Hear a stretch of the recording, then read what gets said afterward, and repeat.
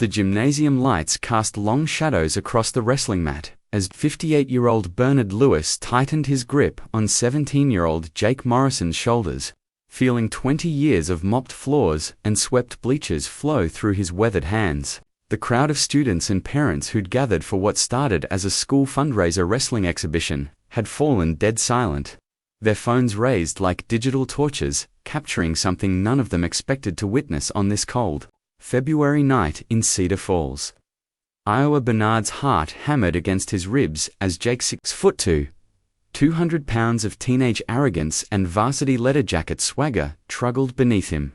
The same kid who'd been tormenting smaller students for months while Bernard watched helplessly from the sidelines, pushing his mop bucket past another scene of casual cruelty. The stakes couldn't have been higher for a man who'd spent 2 decades cleaning up after other people's dreams. This wasn't just about putting a bully in his place. This was about proving that the janitor, who everyone looked through like he was invisible, still had fight left in him, still had something to offer besides emptying trash cans and waxing floors. Cedar Falls High School had rallied around their wrestlers for 40 years, but tonight they were witnessing something different. A custodian who'd swept these halls since 1985, who'd arrived in Iowa as a broken young man with shattered dreams, finally stepping out of the shadows and into the light. The whistle hadn't blown yet, but Bernard could feel his entire life building toward this single moment. Every disappointment and small indignity crystallizing into pure determination as Jake's breathing grew labored beneath him. The community center's old heating system groaned overhead while Bernard held position, remembering his own 17-year-old self in Alabama, the wrestling scholarship that slipped away, the promise he'd made to his dying father about being somebody important, and how tonight in front of everyone who'd never really seen him he had the chance to keep that promise after all. Time seemed suspended as cameras clicked and the crowd held its collective breath, waiting to see if the quiet man who'd cleaned their children's school for 20 years really had the heart of a champion hidden beneath his janitor's uniform. But this story, this moment of truth that would change everything for Bernard Lewis and the small Iowa town that was about to discover what they'd been overlooking, began long before tonight. It started with a young man's broken dreams and the slow, steady building of character that only comes from picking up the pieces, one day at a time. Hello my friends.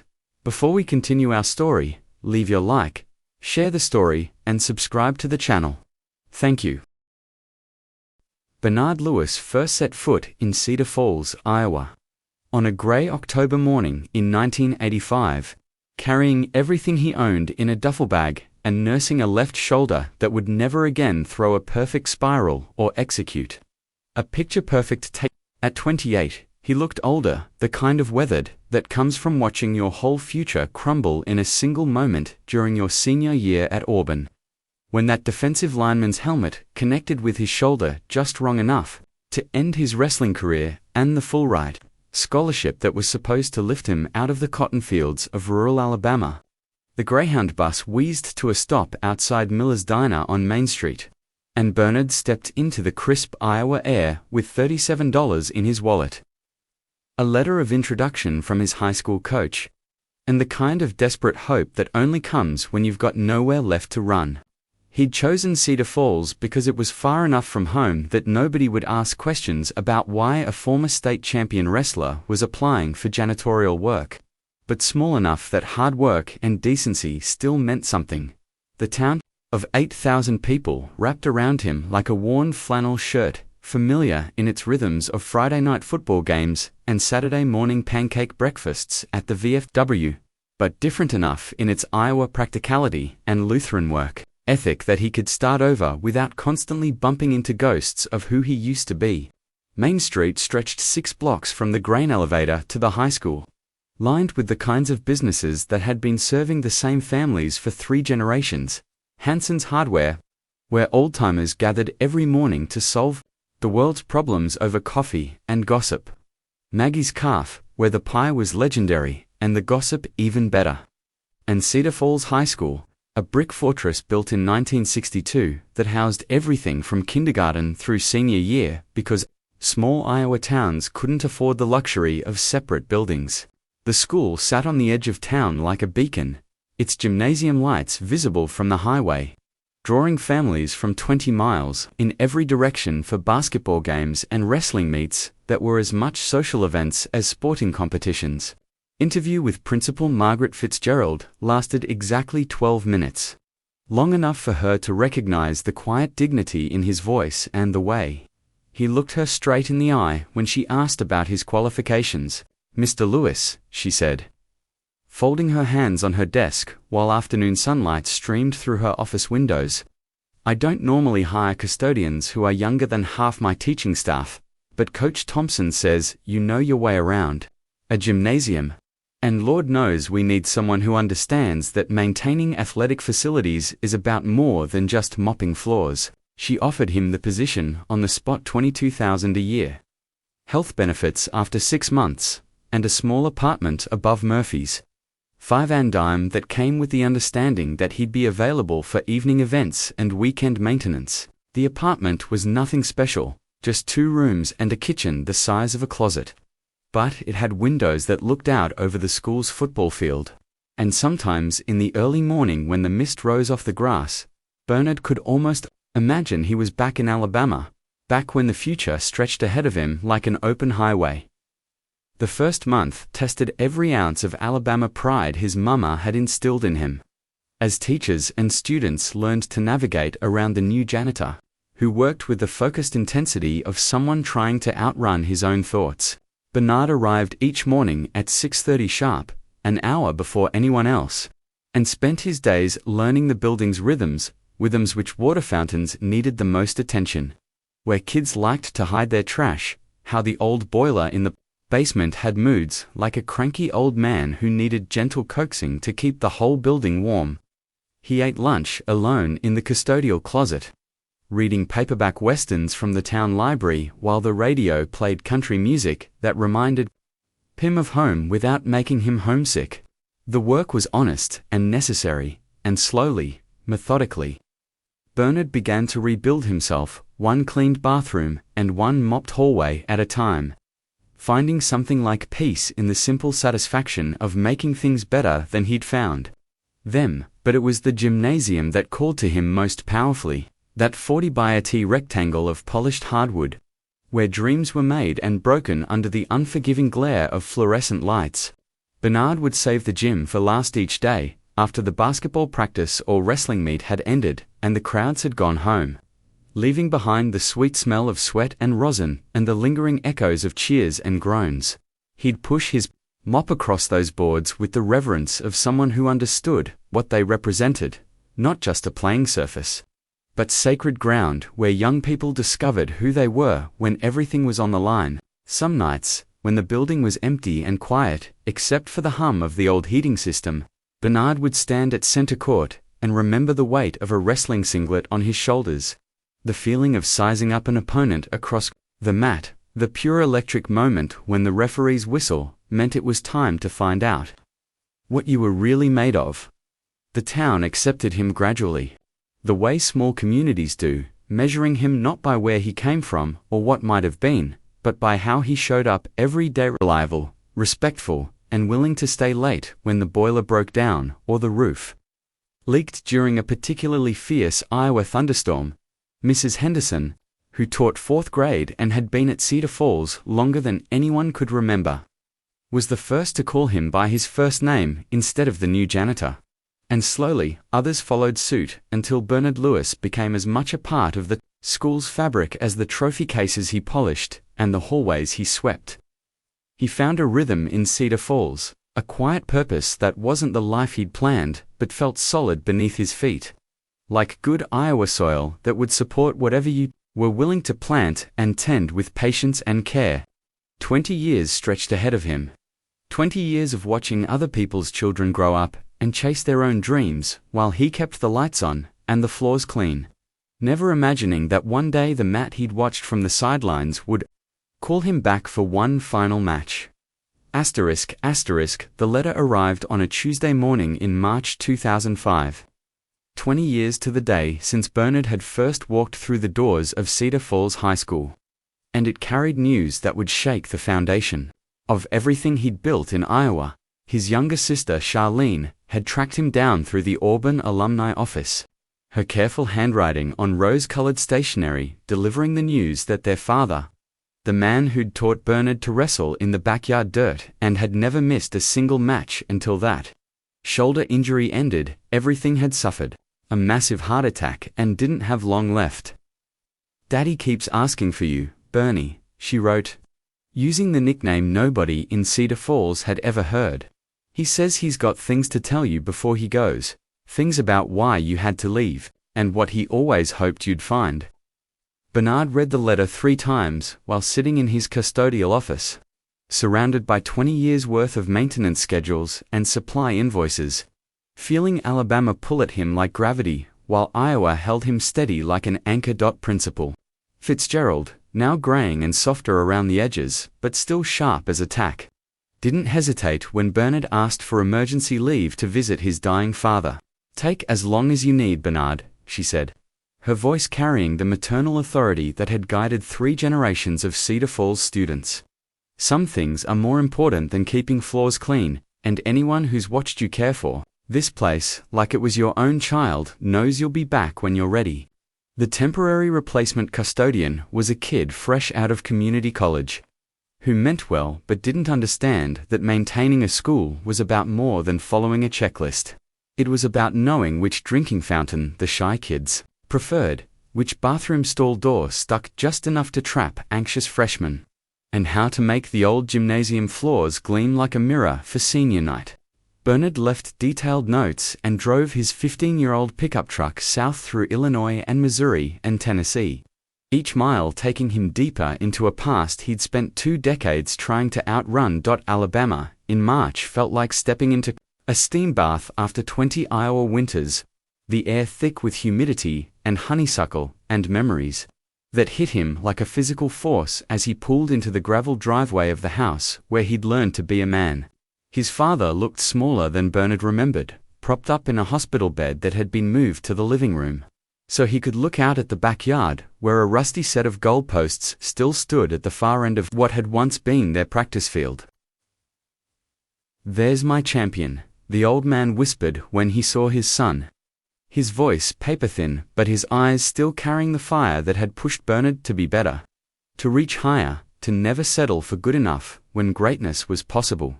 They talked for 3 days about everything except wrestling, about the weather and the neighbors and how the Auburn team was doing this season, dancing around the conversation they both knew needed to happen but neither wanted to start. On the 4th night, when the Alabama darkness pressed against the windows and the mockingbirds sang in the magnolia tree, Bernard's father finally spoke the words that had been waiting 20 years to be said. "Son, I need you to know something about that scholarship, about why you left here so angry and hurt," he began, his breathing labored but his voice steady with the weight of truth. "I was the one who told you to go north, to find yourself someplace where nobody knew your story, because I was afraid you'd spend your whole life here being the boy who almost made it, and that's no way for a champion to live." The old man's eyes filled with tears as he explained how he'd watched Bernard's spirit break after the injury, how the young man who'd once attacked every challenge with fearless determination had started to look defeated before he even stepped on the mat. "I knew you had greatness in you, Bernie, but it wasn't the kind that comes from winning trophies. It was the kind that comes from building something lasting, something that matters to people who need you."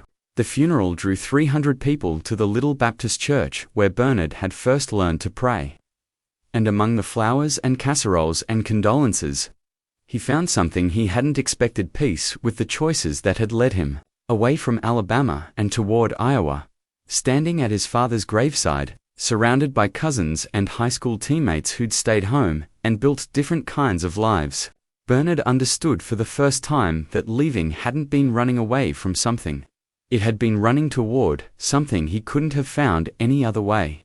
His sister Charlene hugged him tight after the service, her voice thick with emotion, as she said, "Daddy was so proud of who you became up there in Iowa, Bernie.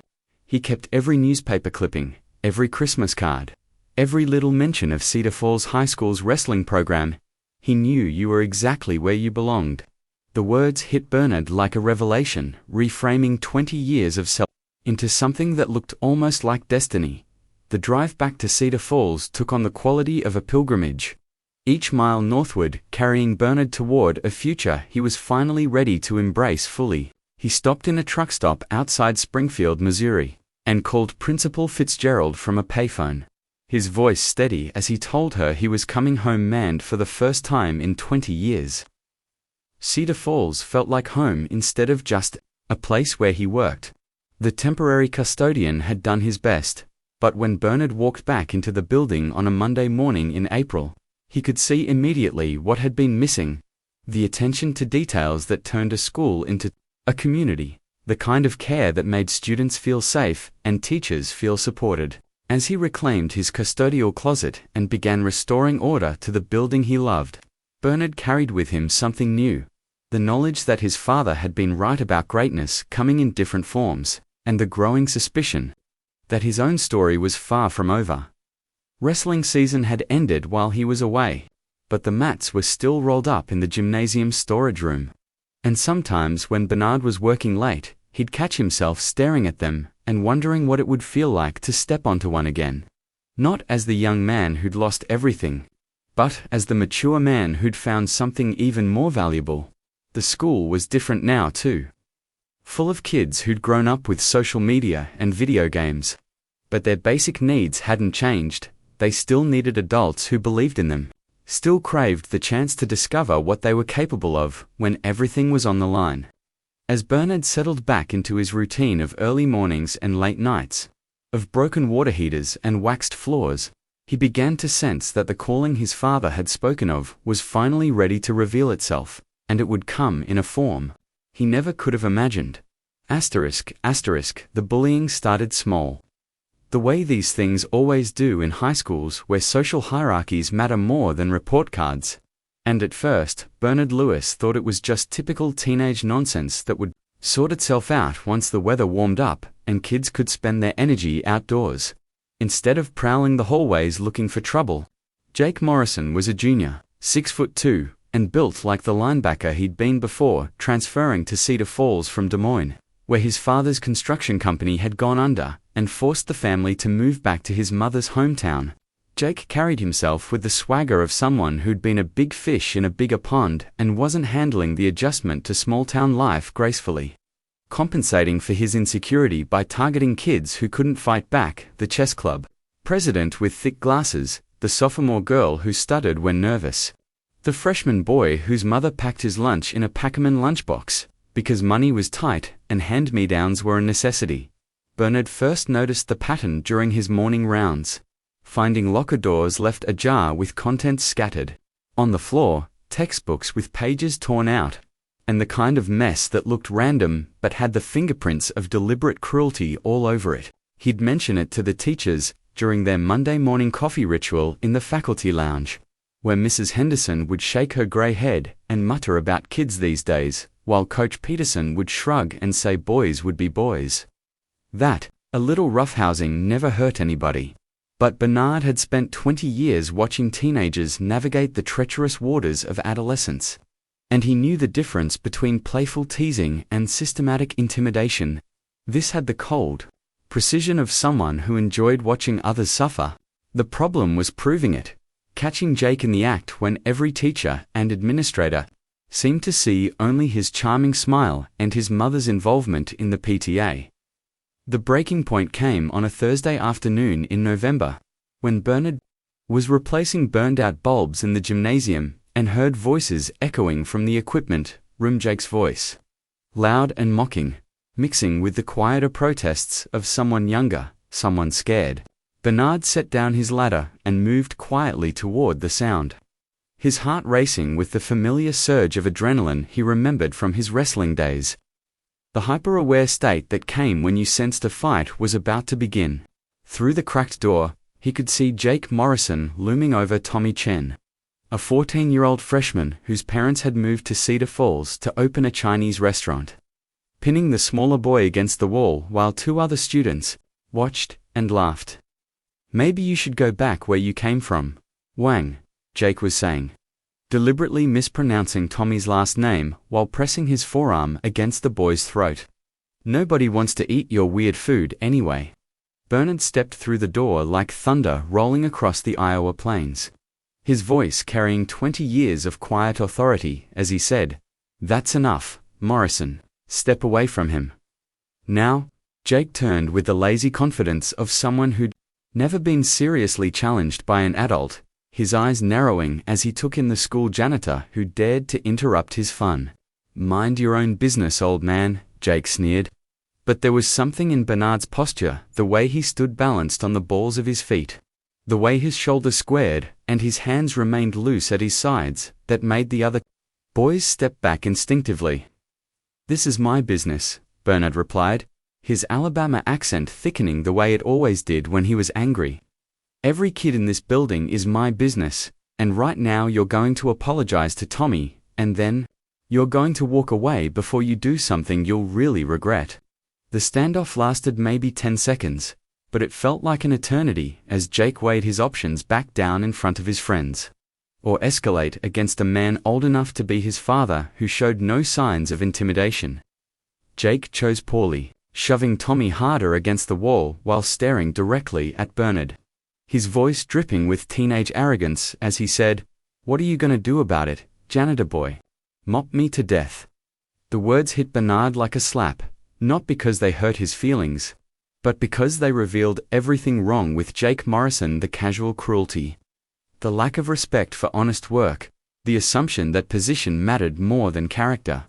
Bernard had spent 20 years earning the respect of this community through consistency and decency, and he wasn't about to let some punk kid with an attitude problem undo all of that with his fists, no matter how badly those fists wanted to teach Jake a lesson about consequences. Instead, Bernard did something unexpected. He smiled, the kind of quiet, confident smile that had once intimidated opponents across wrestling mats throughout the Southeast, and said, "Son, I've been cleaning up messes a lot bigger than you for 20 years, and I've got all the tools I need right here." His voice carried the weight of absolute certainty as he continued, "Now you can apologize to Tommy and walk away, or we can discuss this further with Principal Fitzgerald, your parents, and probably the police, depending on how you want to play this."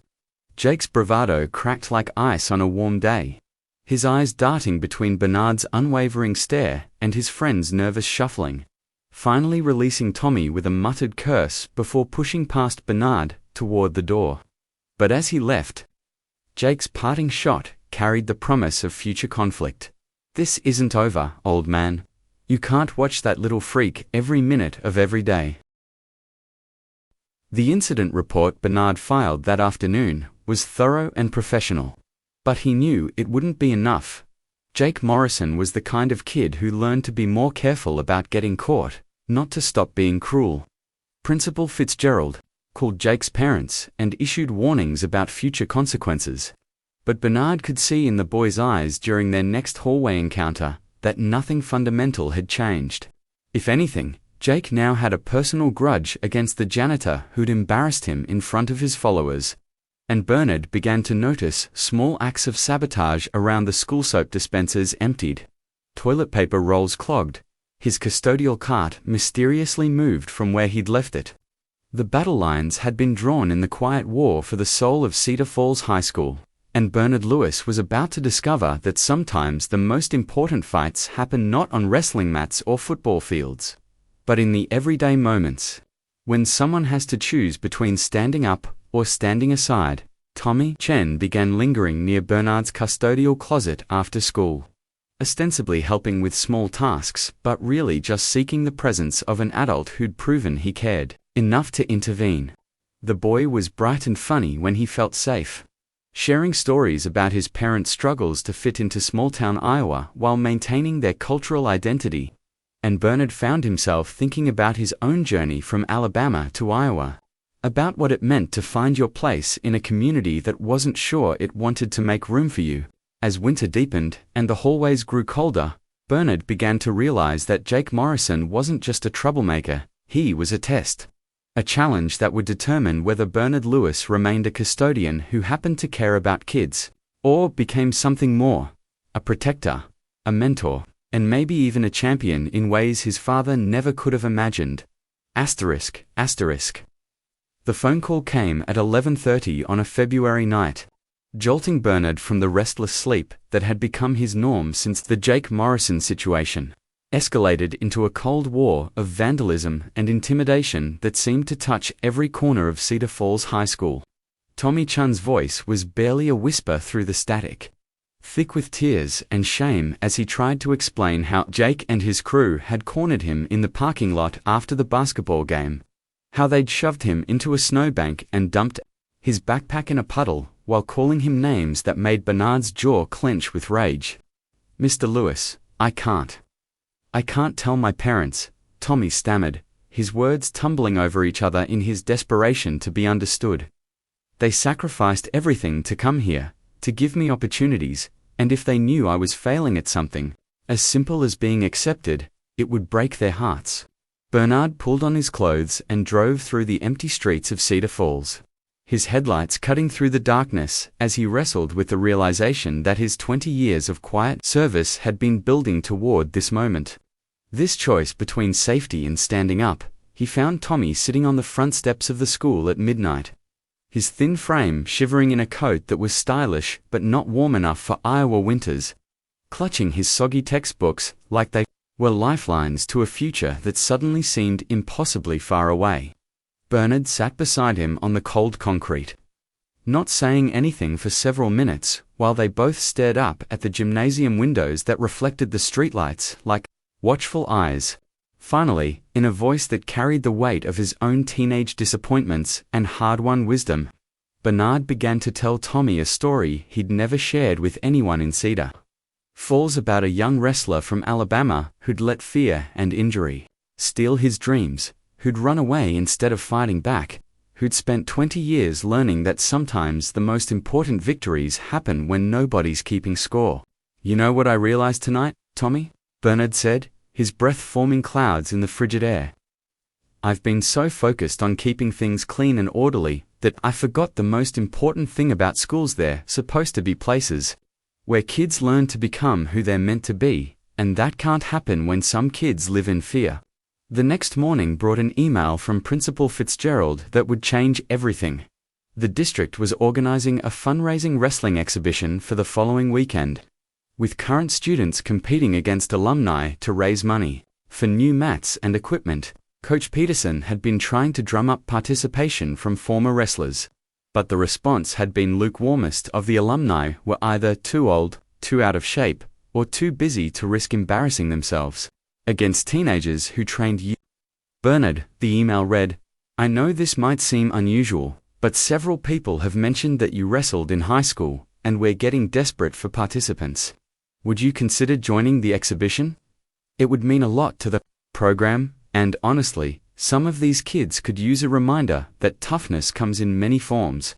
The irony wasn't lost on Bernard after 20 years of watching from the sidelines.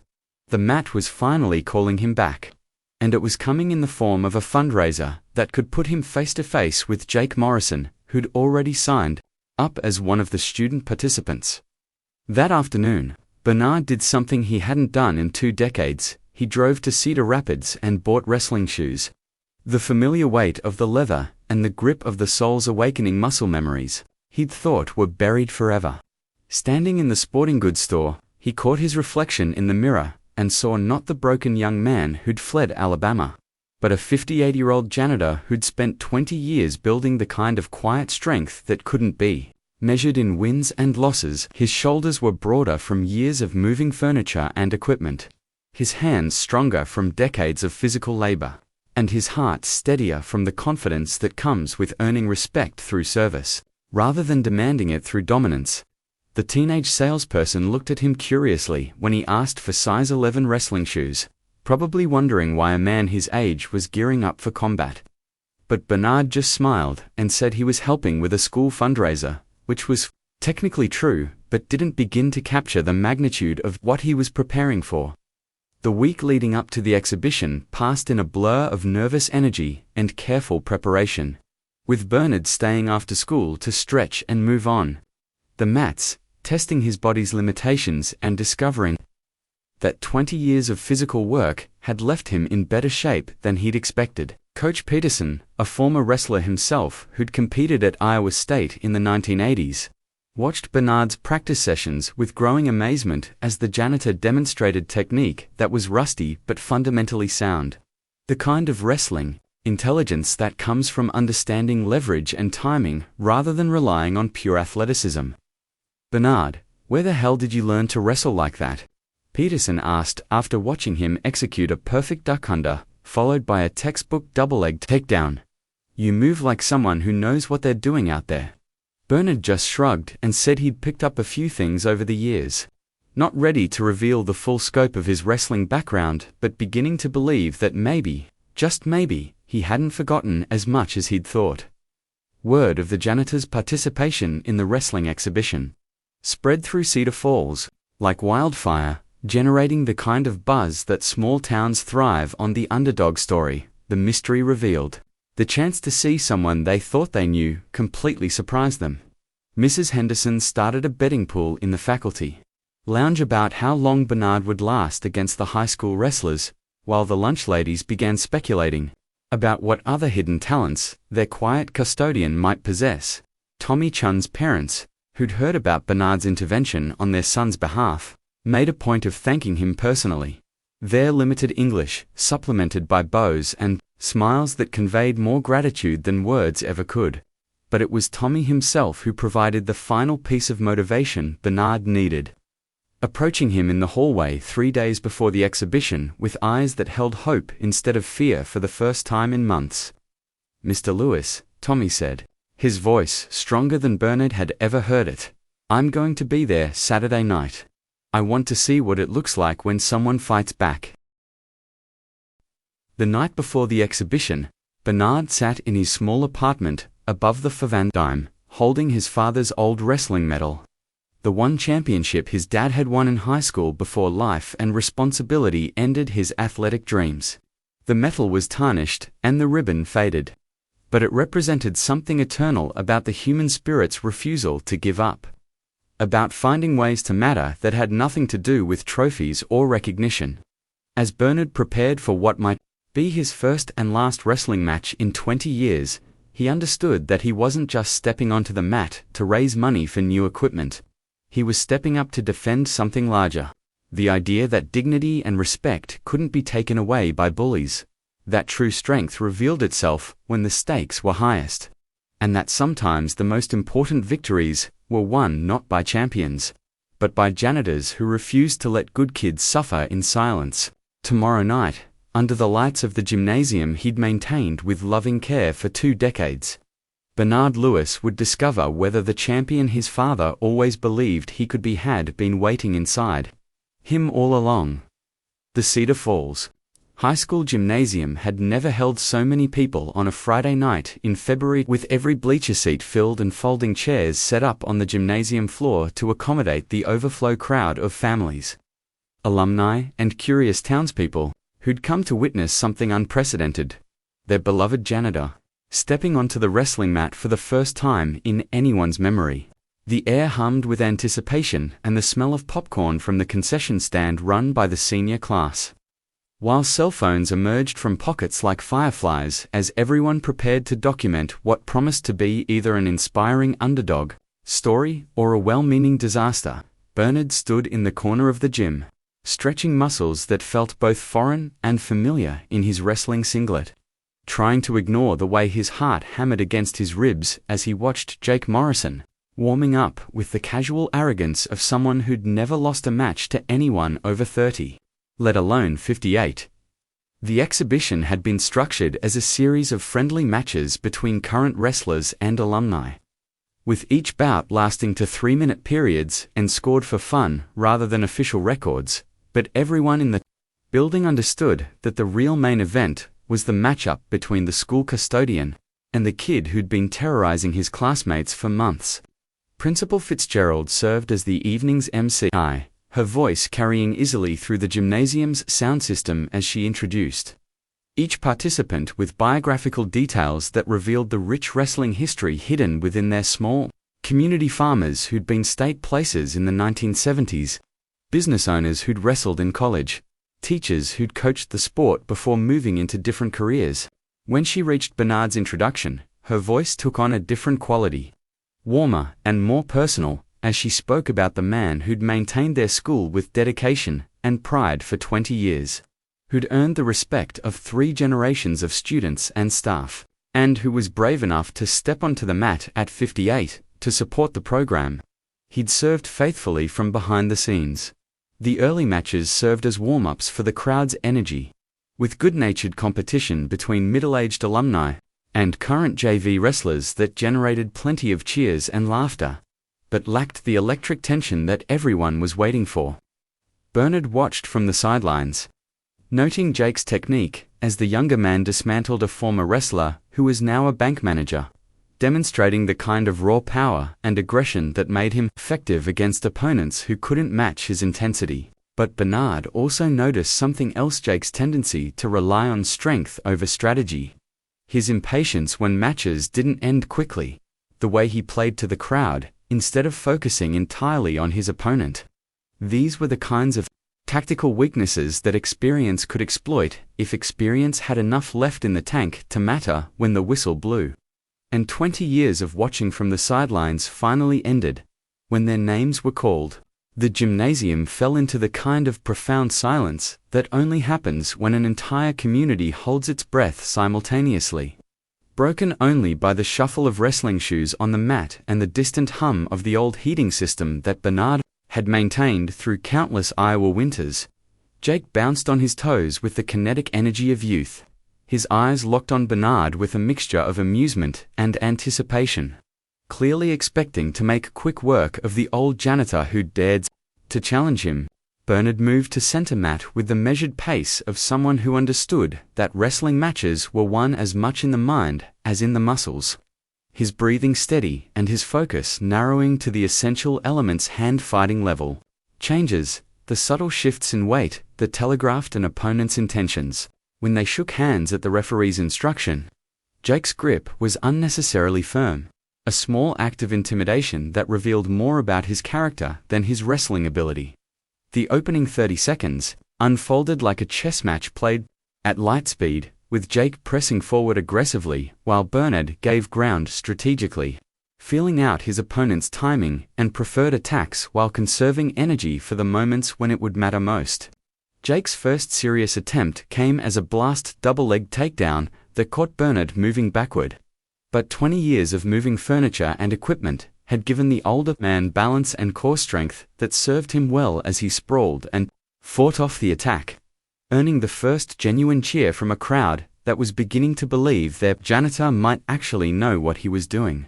The pace settled into a more tactical rhythm after that, with Bernard using his reach advantage to control the tee-ups and Jake growing increasingly frustrated with his inability to impose his will on an opponent who seemed to anticipate his every move. Midway through the first period, with the score still 0-0 and the crowd sensing that something special was developing, Bernard felt muscle memory kick in with a clarity that surprised him: the perfect moment when Jake overcommitted to an inside type, leaving his leg exposed for the duck under takedown that Bernard had practiced 10,000 times as a teenager in Alabama. The move unfolded with mechanical precision, Bernard's hands finding exactly the right grips as he changed levels and stepped through his shoulder, driving into Jake's midsection as momentum carried them both to the mat, with Bernard in the dominant position.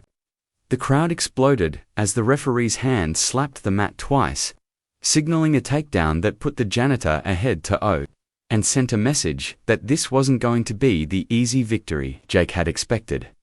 Jake's response revealed everything wrong with his approach to wrestling and life. Instead of staying calm and working systematically to reverse the position, he began wrestling with the desperate fury of someone whose ego couldn't accept being controlled by a man old enough to be his grandfather.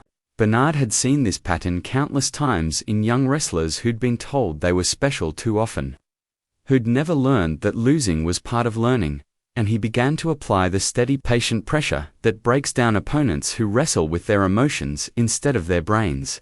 When Jake finally escaped near the end of the first period, his face was flushed with exertion and embarrassment, while Bernard looked like he could wrestle for another hour without breathing hard.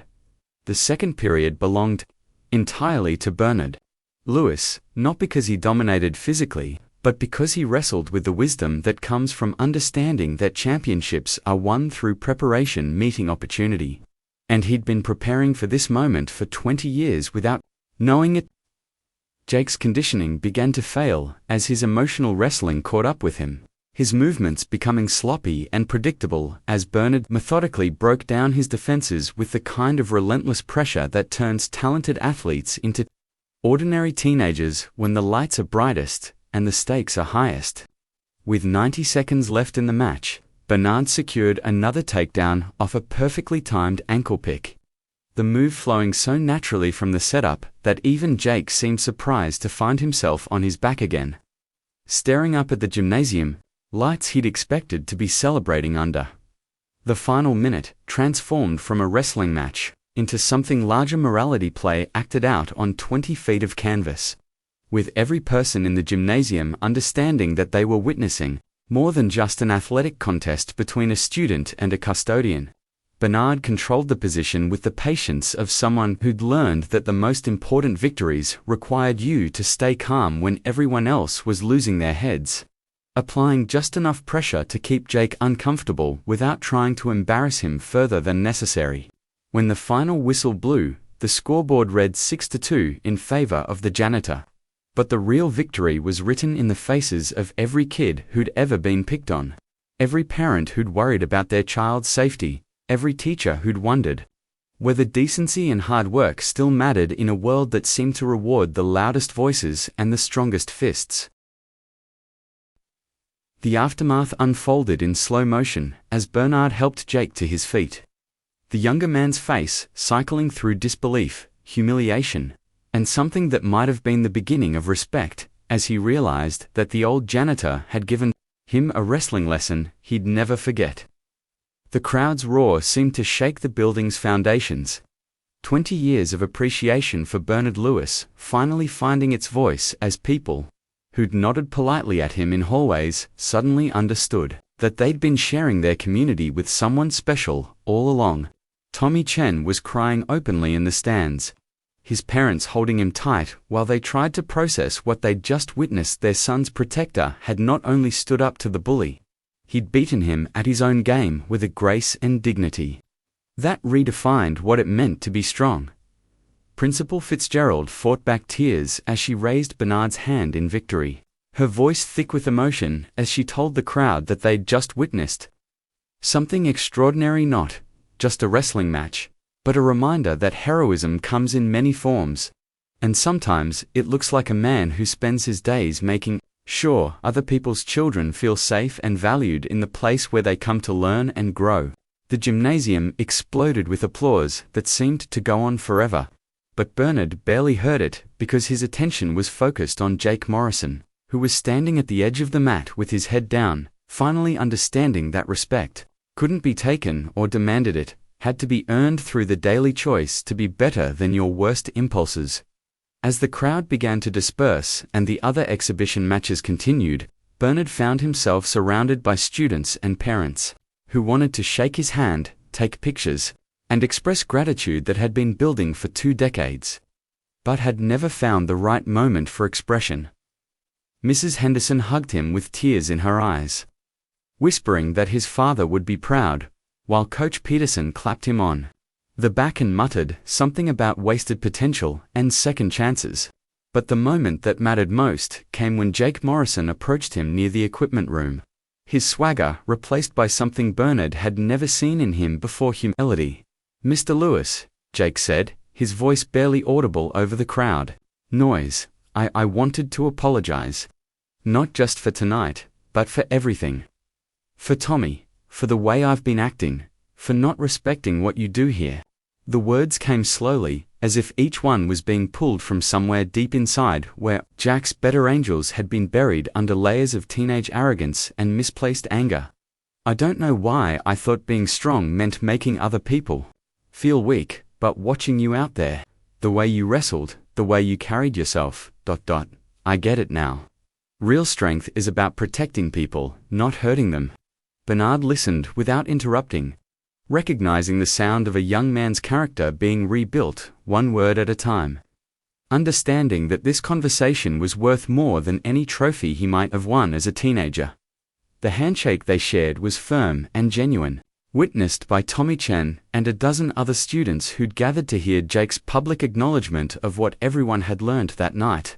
That the quiet janitor who'd swept their hallways and cleaned their bathrooms for 20 years was also a champion, not because he'd won a wrestling match, but because he'd chosen to use his strength in service of something larger than himself. As the crowd finally began to thin and the excitement of the evening settled into the satisfied exhaustion that follows transcendent moments, Bernard Lewis stood in the center of the gymnasium he'd maintained with loving care for 2 decades, surrounded by the people who'd finally seen him for who he'd always been, understanding at last that his father had been right about greatness coming in many forms, and that sometimes the most important championships are won not in front of cheering crowds, but in the quiet moments when someone chooses to stand up for what's right, regardless of the cost. The video of Bernard Lewis's wrestling victory went viral within hours, shared across social media platforms by students, parents, and wrestling fans who recognized something special when they saw it not just an upset victory, but a masterclass in how dignity and preparation could overcome youth and arrogance when the stakes were highest.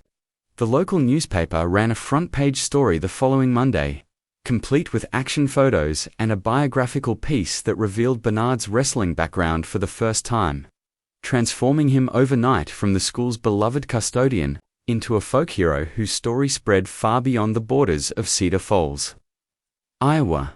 Wrestling forums buzzed with discussions about technique and heart, while motivational speakers began citing Bernard's story as proof that it's never too late to step up when someone needs you to be brave. But for Bernard himself, the attention felt strange and unnecessary. He'd simply done what needed to be done, the same way he'd approached every challenge for the past 20 years. The more profound changes were visible in the hallways of Cedar Falls High School, where Jake Morrison had transformed from predator to protector, using his size and influence to stand up for younger students instead of intimidating them. Tommy Chen walked taller through those same hallways, his confidence rebuilt, not just by seeing his tormentor defeated, but by witnessing what it looked like when an adult kept their promise to care about kids who couldn't defend themselves. The story spread through the immigrant community in ways Bernard never expected, with parents from 3 counties bringing their children to meet the janitor who'd proven that belonging to America meant standing up for each other, regardless of where you came from or what language you spoke at home. Bernard found himself invited to wrestling clinics and school assemblies throughout Iowa, where he'd share his story and demonstrate techniques while emphasizing that the most important moves happened off the mat, choosing kindness over cruelty, service over selfishness, courage over comfort. 20-5 years after arriving in Cedar Falls as a broken young man running from disappointment, Bernard Lewis had become exactly what his father always believed he could be, a champion whose victories mattered not because they were recorded in record books, but because they changed lives in ways that rippled outward like stones thrown into still water. He continued working as the school's custodian because that's who he was. Not just what he did, but now his daily rounds included stops to mentor students who needed guidance, coach wrestling techniques to kids who'd never considered the sport, and serve as living proof that heroism often wears work clothes and carries a mop bucket. The gymnasium remained his favorite place to work, but now it felt different, not like a shrine to dreams deferred, but like a temple where ordinary people discovered they were capable of extraordinary things when the moment demanded it. The wrestling mats he'd watched from the sidelines for 20 years now bore a small plaque installed by grateful parents and alumni, in honor of Bernard Lewis, who taught us that true champions protect those who cannot protect themselves. Every time Bernard saw it during his evening maintenance routine, he thought about his father's words about greatness coming in many forms. about how the most important victories aren't always the ones that make the headlines. Jake Morrison graduated 2 years later with a wrestling scholarship to a small college, but more importantly, with an understanding of what it meant to be strong in ways that mattered. Tommy Chen became student body president his senior year, inspired by the example of an adult who'd shown him that standing up for what's right was always worth the risk. On quiet Friday nights, when the gymnasium was empty except for Bernard and his cleaning supplies, he'd sometimes pause in his work and remember that February evening when everything changed, not just for him, but for every person who witnessed what happened when preparation met opportunity, when character revealed itself under pressure, when a janitor became a champion by simply refusing to let good kids suffer while he had the power to intervene. The story of Bernard Lewis and the night he stepped onto the mat had become Cedar Falls legend, told and retold with the kind of reverence small towns reserve for their defining moments. But Bernard knew the real story was simpler and more profound. Sometimes, the most important thing you can do is show up, stay ready, and be willing to fight for people who can't fight for themselves. Because in the end, that's what champions really do. They use whatever strength they have in service of something larger than themselves, and they never, ever give up on the belief that ordinary people can do extraordinary things when love demands it.